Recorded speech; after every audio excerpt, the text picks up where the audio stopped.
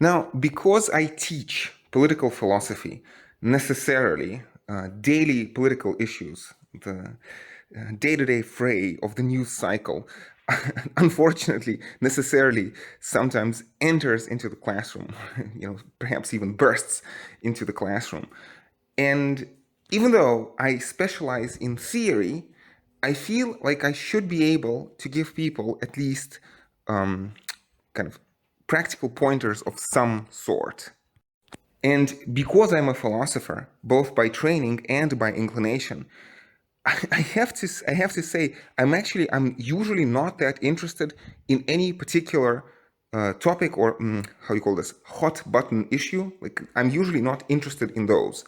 And honestly, at the end of the day, for any given issue, I think there's expertise to be had. Michel Foucault famously talked against universal intellectuals. He criticized the very notion of a universal intellectual because in our day and age of expertise, for any given topic, it's not difficult to realize, it's not difficult to understand, like in terms of this phrase, known unknowns. It's not difficult to educate yourself about how many factors you do not know on the ground. And in general, I do share a deep commitment to a form of empiricism, paying attention to the data, to experience, to lived phenomenological experience of people, or if we're talking about, let's say, a problem in physics, a deep phenomenological experience of what it means to be a physicist in a laboratory. And without the appreciation of this complexity, I feel that any substantial conclusion on any topic is impossible, and this includes politics. And so my approach, and it's important that I do not see my approach as somehow absolute. I keep using this metaphor of the parliament, I see my approach as a voice, right? I see space for intellectual division of labor. And let's say as a philosopher, I occupy a special position within this intellectual division of labor. I don't specialize in any particular issue, right? Well, I mean, in some sense, what do philosophers specialize in? Perhaps they specialize in what it means to reason at all, or they specialize in some fundamental level questions like, what is reality made of? What are human beings by nature? What is the nature of human societies or interactions between societies of the international system? Those kinds of deep level questions. And so before I say anything at all, let me make 3 important methodological disclaimers. So disclaimer number 1 is this metaphor of the parliament, that it's good to have diversity of opinion for the sake of diversity of opinion. And philosophy has a special role to play within the intellectual division of labor. So my position is only a position which should exist in a broader dialogue. And I do not want people to agree with me. I want people to see other sides of the issue. Most closely, this is associated with the ideas of John Stuart Mill. The second methodological point, again associated with John Stuart Mill, is that before we have examined sufficiently arguments on both sides of any particular issue, it's good to begin by the suspension of judgment, from the suspension of judgment. And it really amazes me, but I think it's just a true fact of human nature, how people don't do that. People always have this temptation, irresistible temptation to jump to conclusions. First year students come into my classroom and they already have opinions about absolutely everything. My perception is usually exactly the opposite. The more I research any given issue, the less sure I become. But in any case, beginning in the middle, beginning with the suspension of judgment, I think is a skill that one has to learn, but it's a very valuable skill. And honestly, a good conversation, I feel, is impossible without this skill. And point number 3 is the systematic approach. And again, I feel that the whole course of the intellectual history of humanity, to be slightly pompous about this, is the replacement of the more innate teleological worldview with a more sophisticated mechanistic or anti-teleological worldview. And this systematic approach, it entails seeing complexity where usually people see only simplicity, but it also is very attentive to structural and systemic factors. Literally, it's natural to see the trees, but it's harder to see the bigger picture. It is harder to see the forest.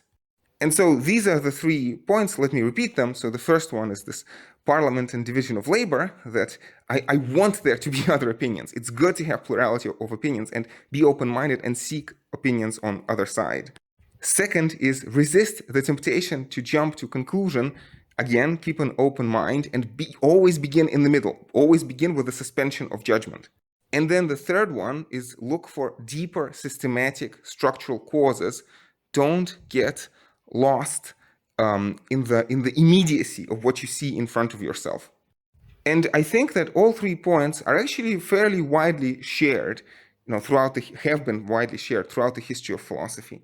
And notice also to that final point about systematic thinking and kind of mechanistic explanation, and we have touched upon this briefly when we've discussed conspiracies, and that's the thing. To an untrained mind, a good theory is indistinguishable from a conspiracy. Because what distinguishes a good theory from a conspiracy is not any kind of, immediate form that you can spot. It is what lies behind it, how well-founded it is, how coherent it is, how does it comport to the facts. Facts. Keeping in mind that this word facts is deeply controversial. And we know from epistemologists like Quine and in general from the tradition of Western epistemology that there's no such thing as raw facts, that facts are always come under some description, that facts are theory-laden. And it's not a straightforward matter to come to the consensus even on what the facts are. But again, a larger and broader point, and I guess I began by talking about this parliament. So my position in the parliament, in the intellectual division of labor, is that I sit together with the skeptics, with the people who are skeptical and the people who are critical. And again, the 3 names I usually summarize my approach by are Nietzsche and Buddha and Marx, and all three thought that on most questions, or at least on most important questions in life, the vast majority of people are simply wrong, misguided, that they're in the grip of an illusion or in the grip of an ideology. And therefore, there needs to be critical work to get behind the illusions of the everyday common sense. That common sense is not a good guide to reality. And again, it's like, feel free to disagree, but that's my position in the parliament. And, beside me, I have at least the Buddha, Marx, and Nietzsche, and their arguments against the common sense, I think, are well known. And so while I was laying this out, I realized that actually any particular hot button issue is not important. And I do not want to give specific examples because at the end of the day, people tend to have very strong emotions when it comes to any specific topic. I don't even want to give any pointers. Let me give you a historical example which is far removed, right? So you have the Peloponnesian War. And the question on everybody's mind is, why did the war break out? The war between Athens and Sparta. And perhaps who's to blame? Is it the Athenians? Is it the Spartans? Perhaps the Corcyraeans? Or maybe the Corinthians? Right? There are many different questions. Or perhaps it's Pericles himself who's personally to blame for the war. And people have very strong emotions. And here comes somebody like Thucydides, right? And he writes his history of the Peloponnesian War. And he advances a structuralist argument, and he says that the reason that the war began actually had nothing to do, at the end of the day, with the personality of Pericles, with with this or that particular polis, or let's say the stasis in Epidamnos, yes, or the Megarian Psiphisma, right, the Megarian decree. These are all, again, the trees behind which people fail to see the larger picture. And the larger picture in the analysis of Thucydides was the structural competition between Athens and Sparta. And Thucydides was not a Marxist, but I feel that as Marxists we can appreciate his structural argument, at least on the face value. It's not a stupid argument. So I guess I should immediately say here that even though I kind of begin as a skeptic, but then always skeptic first. When it comes to politics, especially in terms of description of politics, I feel that the structural approaches, specifically the realist approach, the realist school, associated today with such people as John Mearsheimer or Stephen Walt.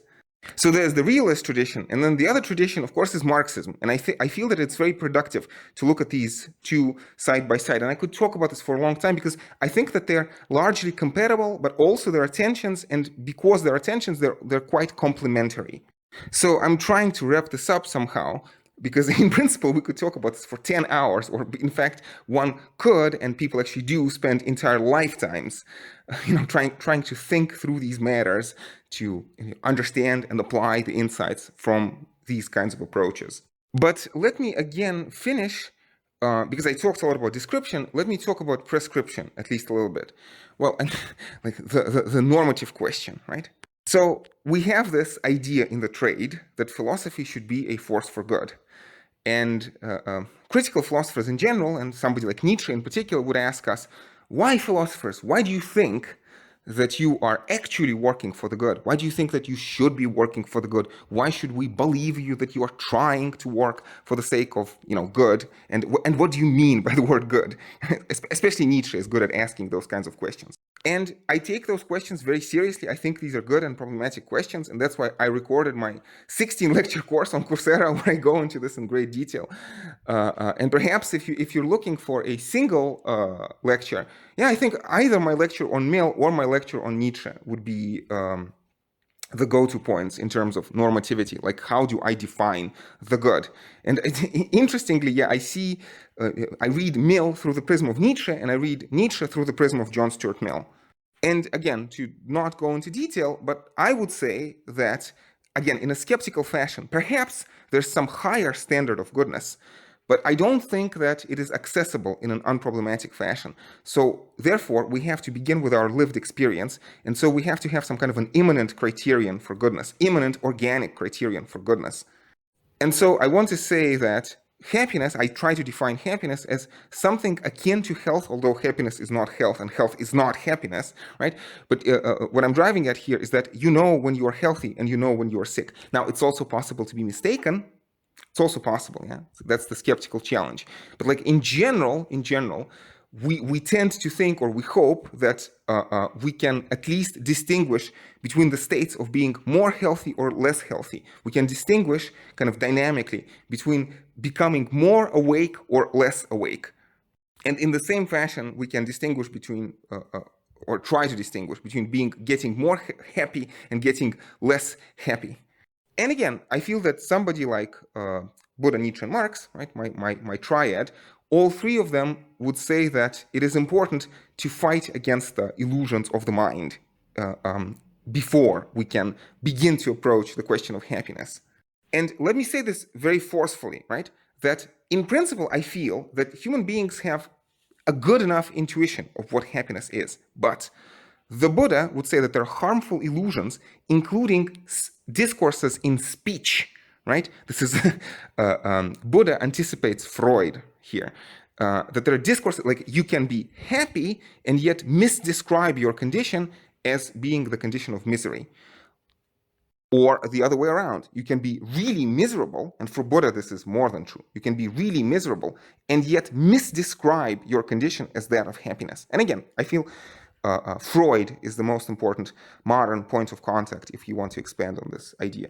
And of course, both Nietzsche and Marx would then expand on this notion of systematic misdescription of reality, which is sometimes conscious, sometimes unconscious, using the concept of ideology. I mean, Marx specifically talks about ideology. I don't think that Nietzsche uses the term ideology, but Nietzsche definitely does thematize and problematize these kind of worldviews, which are harmful, deleterious, which are resentful, full of slave morality, which are or based on slave morality, which are denying life, which are poisonous to the individual and to the society.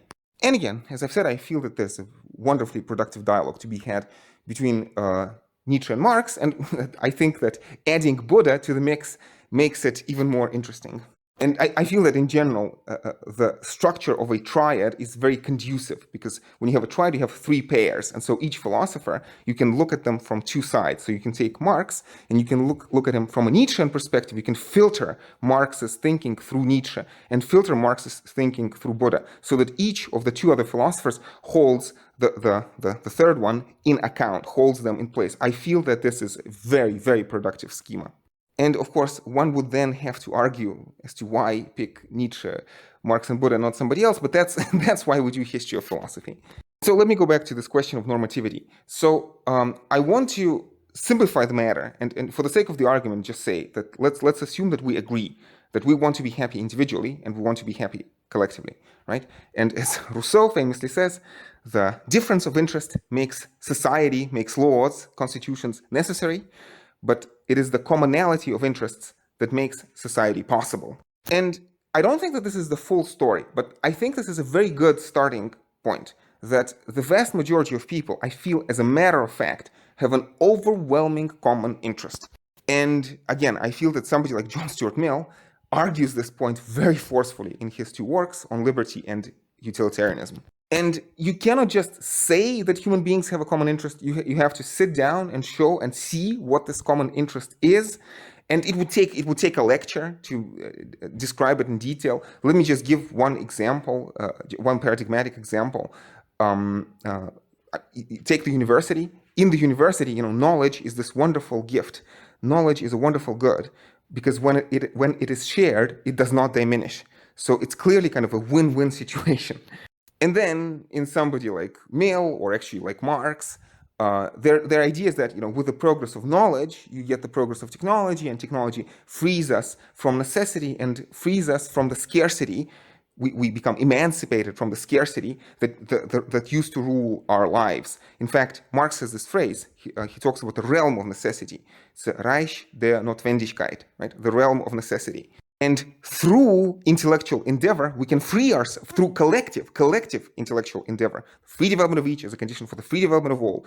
And kind of the public dialogue is how we get out of the realm of necessity.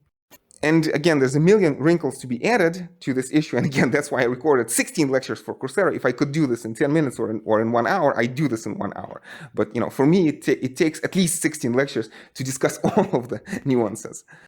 But again, for the sake of the argument, I feel that we can agree. And in fact, again, it's like in my more than 10 years of teaching and close to 20 years now of doing philosophy, I don't think I've met an individual human being with whom I could not have had a productive discussion. Now, I mean, sometimes life gets in the way and you end up not having a discussion. But I haven't had a single person in my life with whom I started talking and kind of nothing prevented us from talking, and we couldn't get to some point of agreement. This position, this openness to the dialogue, is very strongly associated in my mind with Heidegger's closest student, Hans-Georg Gadamer. I've always aspired to this Gadamerian hermeneutic ideal of the dialogue. And I mean, at the end of the day, it's a matter of empirical fact, how well or badly the discussion goes. And philosophers always like to give these extreme examples of, psychopaths or mad people, insane people with whom you cannot have a rational discussion. But actually, even there, like within the psychiatric literature, I think that there exists a position, a fairly prominent position, that you always try to treat your patients with respect, with dignity and respect. But anyway, I mean, I'm not a psychiatrist, so it's like at the end of the day, it is a matter of empirical fact. But my intuition is always to try to have a dialogue. Anyway, so I've been talking about this kind of normative ideal, and again, I feel that the normative ideal is common interest, which is common happiness, which is fighting against common challenges, which is fighting against the realm of necessity and kind of external threats that oppose us. And you can pick your list of external threats that humanity should be fighting against. And then the key political institution that enables this should be, again, what Habermas calls, I think, the Lebenswelt. So specifically, we're talking about, again, I usually talk about Mill/Habermas, kind of hyphenated, Mill-Habermas, right? We're talking about a free and equal discussion in the public sphere. Now, of course, in order to have a free and equal discussion, you have to have reached a certain stage of society so that there are objective conditions for having a free and equal discussion. So I kind of always begin with Marx, that you have to have the right economic conditions whereby the free development of each becomes the condition of the free development of all, right? And therefore, the developed individuals in developed societies can engage in a free and equal discussion, can develop enough to be able to engage in a free and equal discussion, as Mill puts it, capable of being improved by this discussion. And then, again, starting from the premise that I want to be happy and we want to be happy collectively, we want to be healthy individuals and we want to live in a healthy society, right? This is the project of Enlightenment, by the way. This is exactly the project of Enlightenment. But starting from these premises, we can get together, we can talk, we can discuss, and we can get to some particular point. Let me specify this a bit more. We can talk, we can discuss, and we can come to the best possible solution on any given issue. That's the idea of Hegel's Rechtsstaat. That's the universal solution. That's the solution to the riddle of history. Whatever problem comes your way, you have this apparatus that is supposed to be able to solve it, which, again, the core of this apparatus is this free and equal discussion in the public sphere. And notice, again, it doesn't mean that it's going to be easy or that you're always going to get it right, but at least methodologically, you have the best procedure. And then it's just a question of, it's just a matter of technique. It's just a matter of implementation, which could be hard, which could be deep, extremely hard, right? But that's the thing. That's precisely the thing. I think in terms of methodological principles, philosophical methodological principles, most problems are easy to solve in theory, like in principle, they're easy to solve. But then in practice, the implementation, again, could be very difficult or perhaps even impossible. And it's important to keep these two apart. But my task, and the reason why I keep philosophizing and not doing something else, is that to the best of my ability, when I look outside and see the kind of discussion that we are actually having, we are not agreeing even in principle. And I feel that, there's a lot of muddled thinking, there are a lot of mistakes being made. Like, there needs to be a lot of therapeutic work, again, as Foucault likes to quote Socrates in Plato's dialogue Alcibiades. The first task of education is the critical task. It's to unlearn all of the unhelpful and false things that exist in the world, in society. In Nietzschean or Marxist terms, fighting against the false ideology, which is, again, not an easy thing to do. So let me finish with a couple of caveats. So one very important caveat is that humanity is a global system. It's a globalized system. It's interconnected in all sorts of ways. And therefore, the challenges and the problems that we face are global in scope. And because the challenges are global, the solutions have to be global. So when I'm talking about the public sphere, it's not just the public sphere, it is the robust institutions of international civil society. We need an international dialogue, international public sphere. And unfortunately, we do not have that. As a footnote or as a side note, the realists talk about how nationalism is this incredibly powerful force. And I feel that kind of in this quasi-Darwinian fashion, nationalism makes countries stronger in the sense of being able to more efficiently deploy their power, but it also prevents the emergence of this international civil society, the robust institutions of international civil society. And to me, that's a really big problem to which I do not have the answer. And again, the issue is that we cannot engage in a global public dialogue without overcoming nationalism, but any particular country or territory that, or group that tries to go against nationalism just gets defeated, because not as a matter of happiness or common interest, but as a matter of deployment of raw power, as a matter of efficiency. Nationalism is just much more efficient. I mean, you can see something like this in Marx, right? So is communism a more humane society or a more efficient society? Now, Marx imagined that it was both, that communism would unchain the creative potential of the individual, and so communism would outcompete capitalism, would drive capitalism to extinction. But I feel that Marx himself, towards the end of his life, as well as many of Marx's followers, like Emanuel Wallerstein, to give just one example, I feel that they don't really buy this argument in the sense that it seems that ultimately you have to choose between being efficient or being humane. And the problem is that if your society is more humane but less efficient, then, and I mean, it's like in terms of conflict, both Nietzsche and Marx and the realist perspective I talked about, they're all conflictual perspectives. The world, as a matter of fact, is not a very nice place. You have propaganda campaigns, you have wars, you have trade wars, you have hot wars, you have cold wars. And in this fairly violent environment where you have systematic deployment of symbolic violence, systematic deployment of physical violence, symbolic force, physical force, but also market coercion, trade wars, sanctions, all this kind of thing. in this conflictual, violent, and forceful environment, there's something like a quasi-Darwinian selection going on. And I feel that, for example, Marx, that's exactly how Marx sees the evolution of human culture. That you have different societies, different cultures, different socioeconomic formations, and they are in competition with one another. And think about this. Most languages that have existed throughout history, most languages, most societies, most cultures are extinct, have gone extinct. They died, collapsed to internal dispute, or were conquered from without, or succumbed to environmental disasters or something like that. And so, I mean, let me signal again, this notion of efficiency is a very big problem, right? Herbert Marcuse calls this the Leistungsprinzip, performance principle. Herbert Marcuse, who is a Freudian Marxist, or a Marxist Freudian, right? So Marcuse calls this performance principle. Heidegger talks about something similar when he talks about a technological understanding of being. Marx talks about alienation. Durkheim talks about anomie, anomie. And Max Weber talks about disenchantment and rationalization. And I feel that most of the, well, most is the strong word, but let's say most of the philosophers that I find worthwhile in the 20th century, but also in the 19th century, but especially in the 20th century, they thematize this as a big problem. Again, this competition between efficiency and, well, humanism, you understand, in humanism in the sense of being conducive to human happiness. That's what I mean. Whenever I talk about Rousseau, I'm reminded of how modern anthropologists and demographers tell me, although, again, you have to understand that this is a matter of historical reconstruction, so like we shouldn't take this picture too seriously.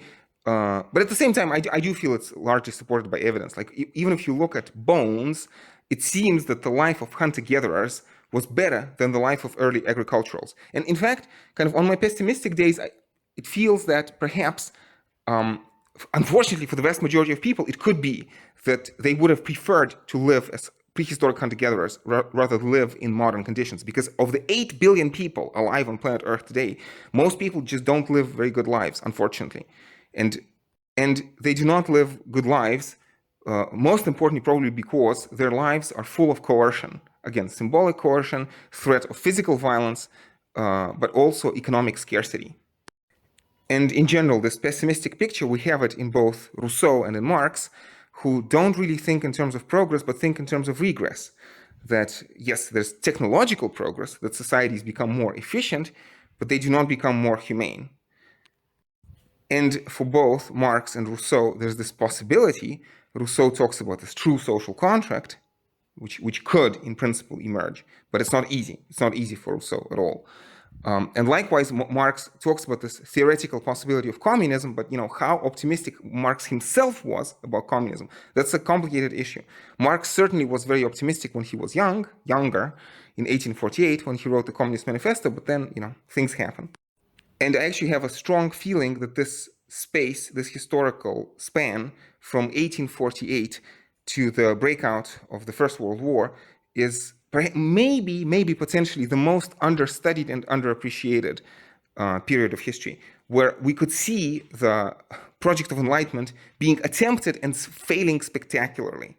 And Marxists would probably say about how in 1848 there was a possibility of move towards real democracy, but instead, to go back to this issue of nationalism, in order to crush the democratic sentiment, the states have deployed, the elites have deployed the power and the rhetoric of nationalism. And this, incidentally, perhaps inevitably led to the horrors of the First World War. And again, in terms of history of political philosophy, history of social theory, I think that just philosophers of the 19th century, people like Marx and Mill, but even more broadly think of maybe Hegel, who's an earlier thinker, right? I don't think that they could have imagined the madness and insanity of this industrial scale murder of human beings and destruction of culture. I think that the First World War is a very good candidate for the worst tragedy that has happened in the entire history of humanity. Well, I mean, when I say worst tragedy, of course, it very much depends on how you try to calculate that. But to me, again, there's this incredible contrast between the wonderful optimism of the 19th century, and the horrific reality of the First World War.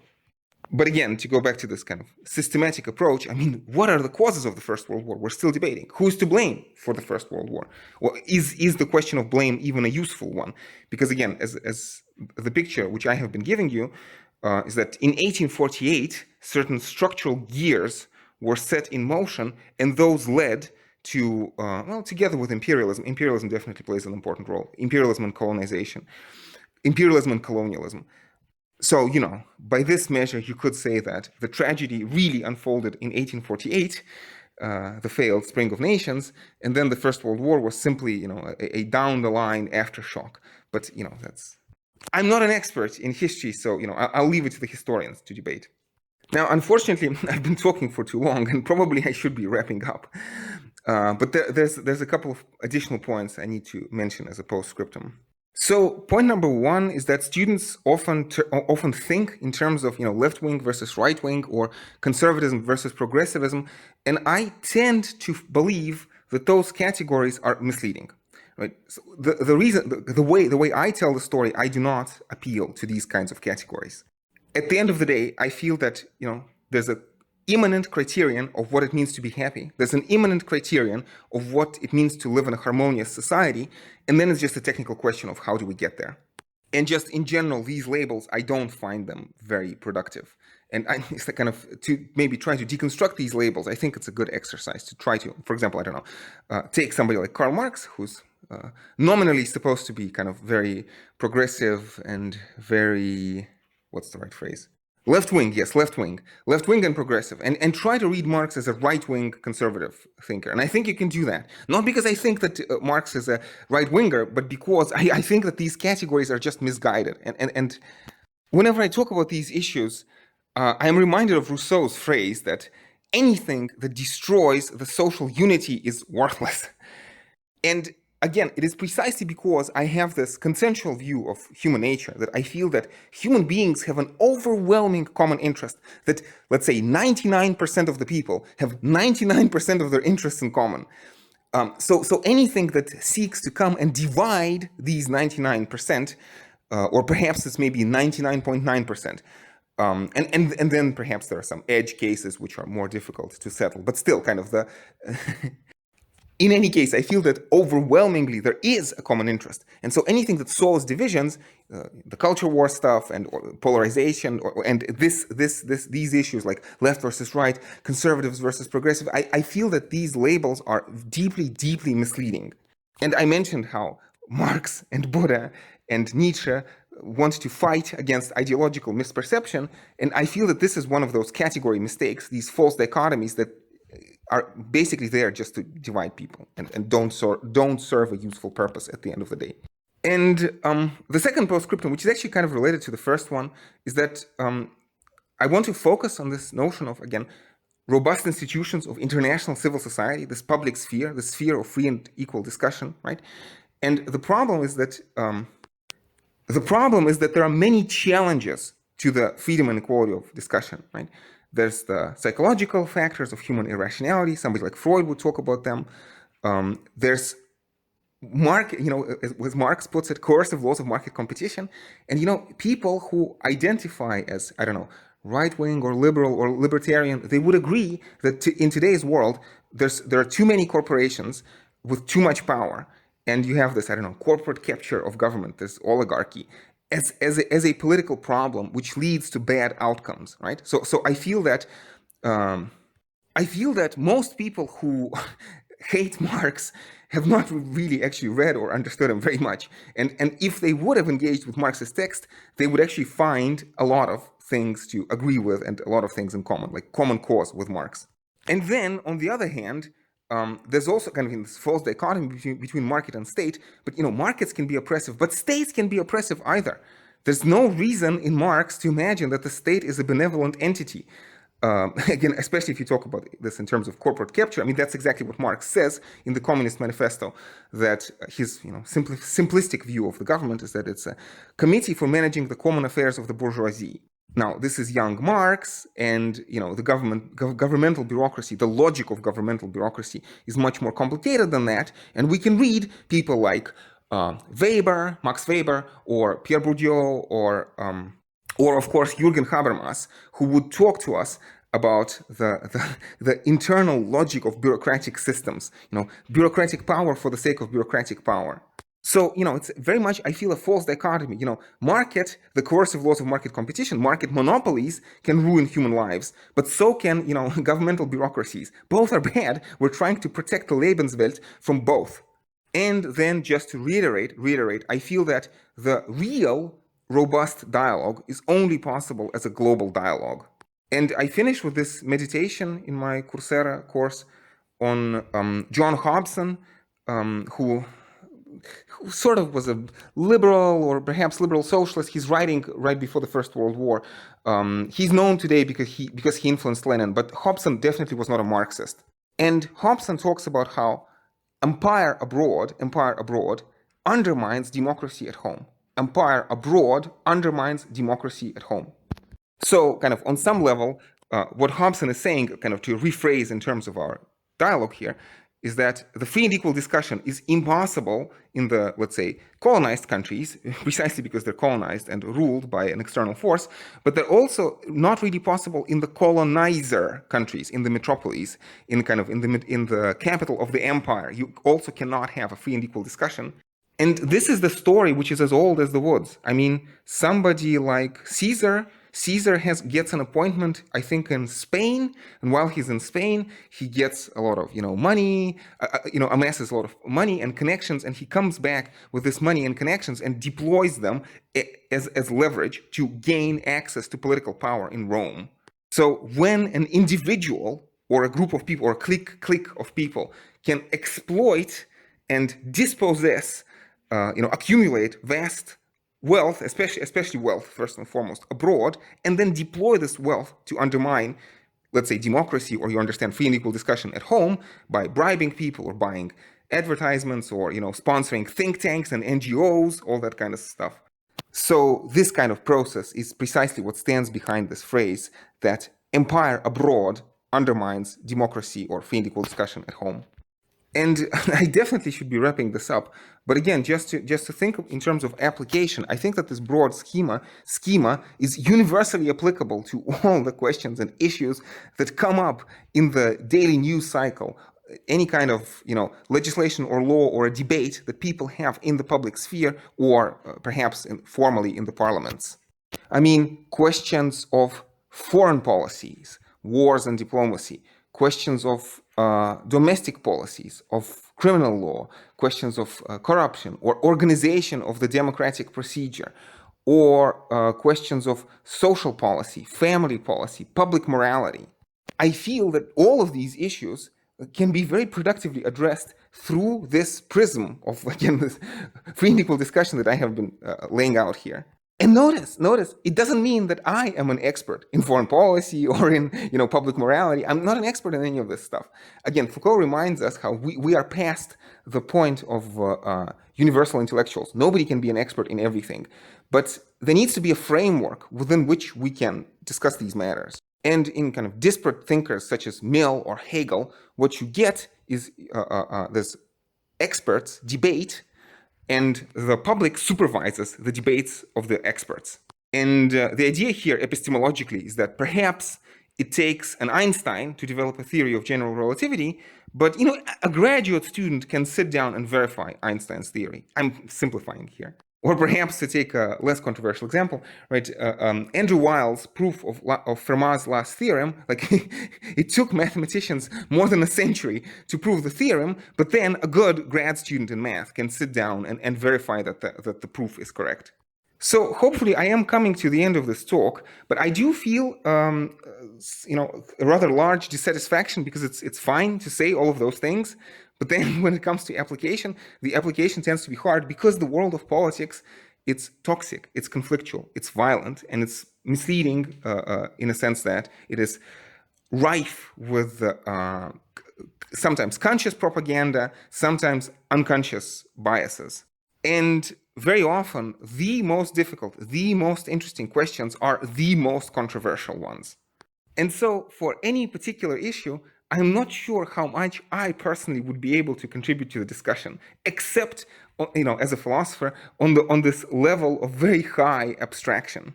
But at the same time, I do feel that keeping something like this picture in mind should be helpful. And that's what Gramsci talks about, the intellectual war of position. Again, in the words of Max Weber, starkes, langsames Bohren von harten Brettern, slow boring of hard boards.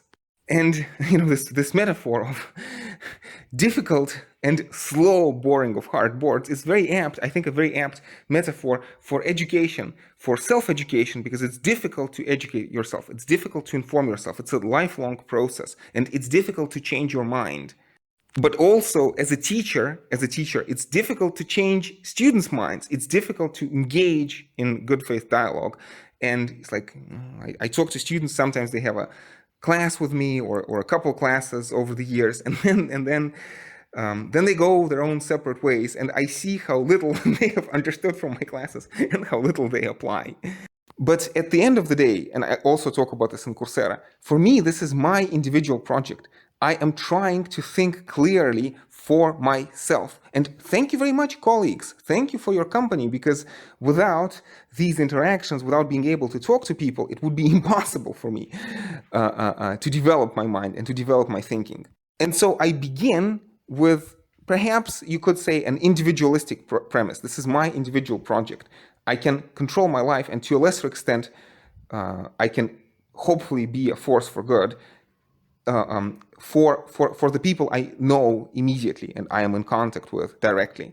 But then, for the world at large, I just feel that this is incredibly megalomaniacal and self-conceited to imagine that an individual can make a sizable difference. Perhaps, if you think of something like chaos theory, perhaps a small perturbation can move the needle one way or another. But, that's the whole point of, chaos theory, this famous thought experiment of the butterfly flapping its wings, because, it's like, it could the individual contribution could move the needle in the positive direction, but also could move the needle in the negative direction. That's the thing about chaos theory. The results are unpredictable. Sometimes good actions lead to bad results, and sometimes bad actions lead to good results. So, and I mean, actually, John Stuart Mill talks about this. Rule utilitarianism. You act not because you can calculate with certainty that your actions are going to result in the greater good or even to the good of yourself, but you have something like best practices. Like a doctor. Medicine is always, I feel a very good metaphor for philosophy. Like a doctor, you can never be sure that the treatment is going to be successful, but you try to do your due diligence and you try to apply best practices. And also, so good to talk to the patient and explain to them what's going on and try to make the decision in a collegial fashion again. Again, in this sense, I feel that there's a deep parallel between the classroom and the profession and the medical profession. But regardless of the outcome, I do feel that there's this grave weight of serious responsibility on the people who are able, hopefully, to think clearly, to try to share their insights with others, which is not necessarily an easy thing to do. Anyway, colleagues, I've spoken for too long, and I'm sure I've left a million things out, but I think I'm going to stop here. I hope that you have found something useful or stimulating in this whole entire discussion. So once again, thank you so very much, colleagues, for your company on this difficult and arduous journey towards clear thinking. If you have any questions, I would be more than happy to answer. Any and all kinds of feedback are always deeply, deeply appreciated. And until next time, stay safe and take care.